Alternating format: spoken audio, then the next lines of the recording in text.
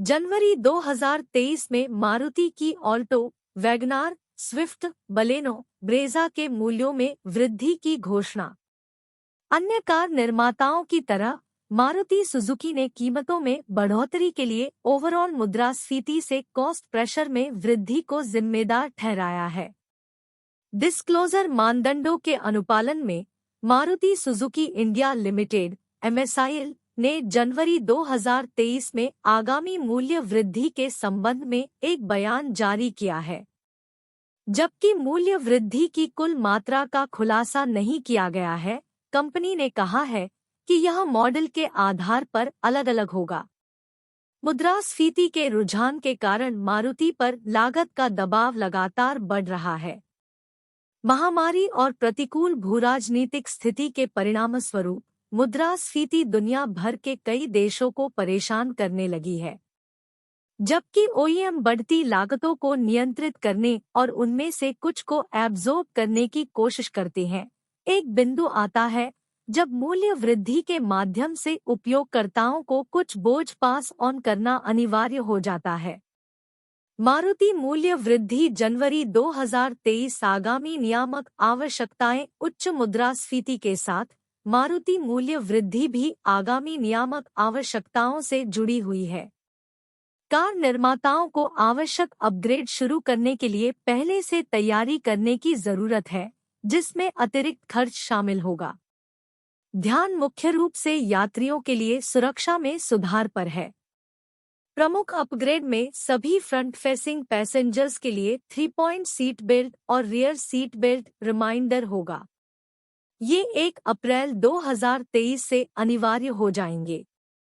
भारत सरकार भी भारत NCAP को लागू करना चाह रही है, जिसे वैश्विक सुरक्षा मानकों के अनुरूप बनाया जाएगा। यह न्यूनतम विनियामक आवश्यकताओं का हिस्सा नहीं होगा, लेकिन अभी भी वांछनीय है क्योंकि सुरक्षा सुविधाओं के बारे में जागरूकता बढ़ी है। कार निर्माता स्वाभाविक रूप से उच्च भारत NCAP रेटिंग का लक्ष्य रखेंगे क्योंकि यह ब्रांड के बारे में सकारात्मक धारणा बनाने में उपयोगी होगा। अक्टूबर 2023 से सभी कारों के लिए कम से कम 6 एयरबैग भी अनिवार्य हो जाएंगे। इसे पहले 1 अक्टूबर 2022 से लागू करने की योजना थी। हालांकि कुछ कार निर्माताओं के कड़े प्रतिरोध के कारण 6 एयरबैग नियम को 1 साल के लिए टाल दिया गया था। इस मोर्चे पर और कोई ढील दिए जाने की संभावना नहीं है।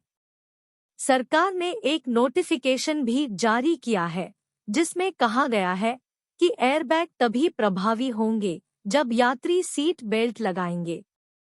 मारुति की कीमतों में बढ़ोतरी और उसका बिक्री पर असर।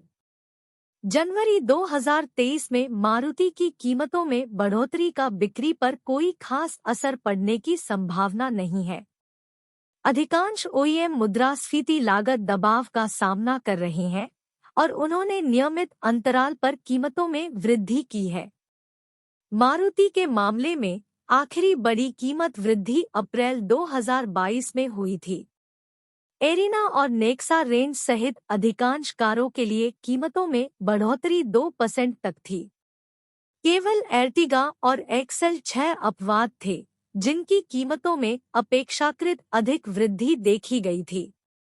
बिक्री के मोर्चे पर मारुति ने नवंबर में 14.4% साल दर साल की मजबूत वृद्धि दर्ज की है। पिछले साल नवंबर में कुल बिक्री 1.39 लाख यूनिट से बढ़कर 1.59 लाख यूनिट हो गई है। आगे बढ़ते हुए कंपनी के पास बाजार में हिस्सेदारी हासिल करने के लिए आक्रामक योजनाएं हैं। यह कम से कम 51% की बाजार हिस्सेदारी हासिल करना चाह रही है, जो कि 2018 से 2019 में कार निर्माता के पास हुआ करती थी। सबसे ज्यादा बिकने वाली मारुति कारों में Alto, WagonR, Brezza, Baleno, Swift, Dzire, Ertiga आदि शामिल है। हाल ही में लॉन्च की गई ग्रैंड विटारा को अच्छी प्रतिक्रिया मिली है, जो वर्तमान में कॉम्पैक्ट SUV सेगमेंट में तीसरे सबसे ज्यादा बिकने वाले उत्पाद में है।